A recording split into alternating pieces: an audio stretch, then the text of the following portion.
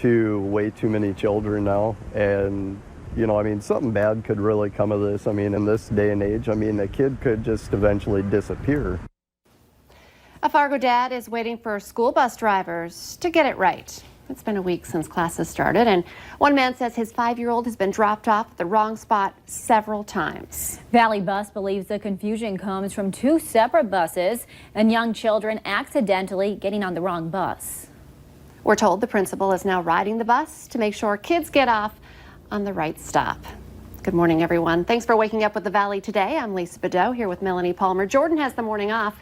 We're just getting started with our nonstop news and weather to the top of the hour to help you plan your day.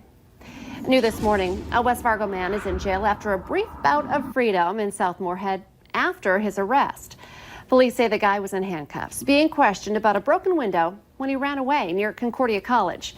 It all happened in the 700 block of 8th Street just after 10 last night. Officers tell Valley News Live the man was found after a search that lasted for more than 30 minutes. 20-year-old Henry Mitchell is in the Clay County Jail on a number of charges, including fleeing. Police say he was originally stopped after someone reported a brick thrown through their window. We're going to hear from Fargo police later this morning about human remains found on the south side of town. They've scheduled an 11 a.m. news conference to release the details. We're expecting to find out the ID of the person and the cause of death. Right now, all police are confirming is that the remains were found last Thursday near the river. They've given no indication whether the cause of death is suspicious. We will be streaming the police briefing live on our website, so watch for it starting at 11. It's now 9 minutes before 7. Let's get a check of our storm team forecast on this Thursday morning. Good morning. The sun is up now. We've got some beautiful clear skies and good conditions to start off the day today. Nice and dry for the start of our Thursday, but it is a little cool out there. Temperatures are into the 50s. We're 59 in Fargo. We're actually seeing that number rise, and 56 in Grand Forks, 53 rather in Baudette, and 52 over in the Devil's Lake area. So a quiet start to our morning after some showers moved through last night. Northern Valley saw that. Wind is still brisk. We've got some wind speeds into the teens and some 20s in spots. And checking out your radar and satellite map, you can see we're mainly quiet. Can't rule out more cloud cover from time to time today, especially in northwest Minnesota. But overall, we're going to get to enjoy some sunny skies here as we continue through our day. Expanding the view again, not a whole lot west of us here to start off our morning. And just want to check in again on, it's Hurricane Dorian now, a Category 1 storm with those winds sustained at 85 miles per hour. The latest track has a Category 3 storm approaching the Florida coast this weekend. Center of circulation, we know these storms can be a lot bigger than just the center. That will be reaching the Florida coast likely sometime Sunday night or into early Monday morning. And again, looking like an intense storm. Definitely something we'll be paying attention to in your forecast. And looking at our forecast here in the valley, again, pretty good. We've got some 60s to some low 70s for highs again today. So similar to yesterday with a few clouds passing through. And again, keep in mind we've got a bit of a breeze out there as well. A look at your 7-day planner into the weekend. If you've got some big Labor Day weekend plans here in the valley, temperatures will be into the 70s. We'll see some numbers into the low to mid 70s this weekend. And then heading into Monday, we'll see some numbers that get into the upper 70s for Labor Day itself. So not necessarily hot summertime weather we often see during the Labor Day weekend time, but still a little bit better, a little warmer than we've been. And we do have a slight chance for a little rain this weekend, especially Sunday and into Monday, but overall looking pretty good.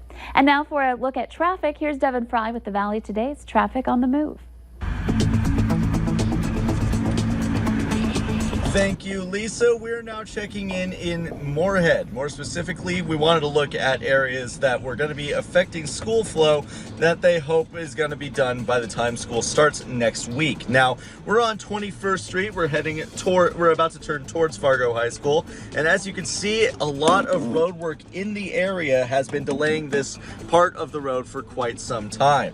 Now, they hope to be able to reopen the sections of the road by September 2nd, is what they put out there. They're going to be pouring concrete in the area, and as you can see, they're currently hard at work now. But if this isn't done by the time school starts, it's definitely going to be affecting the morning commute as kids head back to school. Now we're going to go ahead and go into this Casey's turnaround. Overall traffic flow this morning, it has been fairly light throughout the morning. However, we definitely expect that to pick up as we get closer and closer to the work or school day in Fargo and West Fargo. Otherwise, though, it should be, if you're heading out the door right now, you should be perfectly fine for your morning commute. Thank you for joining me this morning for your Traffic on the Move. I'm Devin Fry. A Minnesota toddler suffering from an often fatal genetic disorder will receive the medication that could cure her. In a sudden about-face, the Minnesota Department of Human Services now says it will cover the $2 million drug Zolgensma. The gene therapy drug was approved earlier this year and has grabbed headlines as the most expensive drug in the world. Minnesota Congresswoman Ilhan Omar says someone threatened to kill her at the Minnesota State Fair. She posted a photo of the typewritten note on Twitter last night. It says she will not be going back to Washington and that her life will end before her vacation ends. It goes on to say that the threatened crime would quite likely take place at the Minnesota State Fair and that she won't die alone. A spokesperson for Omar says she will not be returning to the State Fair, but is not saying if that's in relation to the threat. State Fair officials say their security plan is implemented in partnership with multiple law enforcement agencies and experts at every level. A Minnesota man is dead after falling 150 feet while climbing Montana's highest peak with his son. Emergency crews recovered his body on Tuesday from the south side of Granite Peak near Cook City. Sheriff's officials say the 65-year-old fell Saturday about 120 feet from the 12,000-foot summit. A Houston company has been found guilty and ordered to pay more than $2 million in fines and restitution for the death of an Alabama man who died in an explosion while working in western North Dakota's oil patch. C&J Well Services pleaded guilty yesterday of violating safety regulations and causing the death in 2014 of 28-year-old Marine veteran Dustin Paynes. Police say he was welding inside a tank that had not been properly cleaned and vented when the welding equipment ignited vapors. It's a newlywed's nightmare, being scammed out of their precious memories along with a lot of money. At least 5 couples from across North Dakota and Minnesota say Robert Benda of Grand Forks never gave them their wedding video after they paid him. Police say he operated a business called She Said Yes Wedding Video, which has numerous negative reviews online. Benda apparently started a new business later called Robert Benda Videography. Couples tell us they paid between $1,900 and $2,600 for their videos. He got back to me, so I felt good about everything, and we talked on the phone quite a few times. And then he, like I said, he showed up for the wedding and was great, and then just ghosted us completely. I would be okay if you just give me my video now, but if you're not, then give me my money back. One of the two. Grand Forks police say they spoke with Benda last year after getting complaints about him, and he told them he was dealing with crippling anxiety. Trailhead and Company is a new food truck, but their menu is not what you might expect. The Valley Today's Abby Furchner joins us live, getting a look at what they offer. Good morning, Abby. Good morning, Lisa and Melanie. Yeah, I'm here with Kate, who's one of the owners of Trailhead and Company, and oh my goodness, their menu is so delicious, but so unique. There's so many different items you wouldn't expect on a food truck menu that you can get here. And one of those are your superfood bowls and your smoothie bowls. I want to talk about those because those are so fun. We have a few here, and I love the colors. Let's first talk about the Zion, that blue one. What's in there?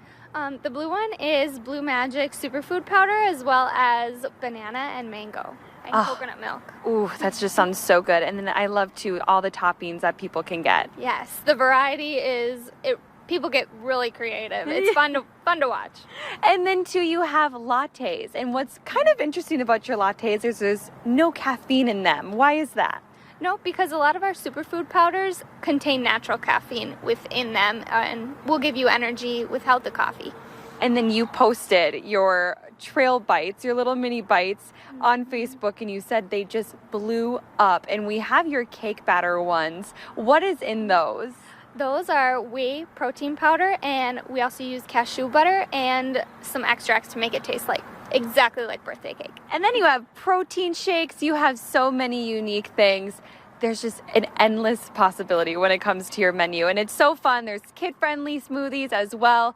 So you'll want to stop by Trailhead & Co. the next time that they're out at a food truck event, or even call them up. We'll have their information up on valleynewslive.com and see if they'll come out to your event, because you're going to want to get your hands on one of these smoothie bowls. They look absolutely delicious. I'm intrigued. Definitely unique menu. Yes. Thank you, Abby. Let's get our answer now to our question of the morning on Facebook. According to a new study, roughly 1 in 10 millennials have never done this, but almost 100% of people over 50 have. The answer is ride a bicycle. I would think That young kinda people would surprises still me. do that. Yeah, I'm a millennial. I ride bicycles. You can take part in our question of the morning on our Valley News Live Facebook page. Go ahead and join the conversation. And Lisa, a nice day ahead of us. Yeah, mostly sunny skies. Cool though, 60s to low 70s again for your highs. So staying on that chillier side here today. The Today Show and CBS This Morning are just about to start, but the Valley Today rolls on the Fargo CW.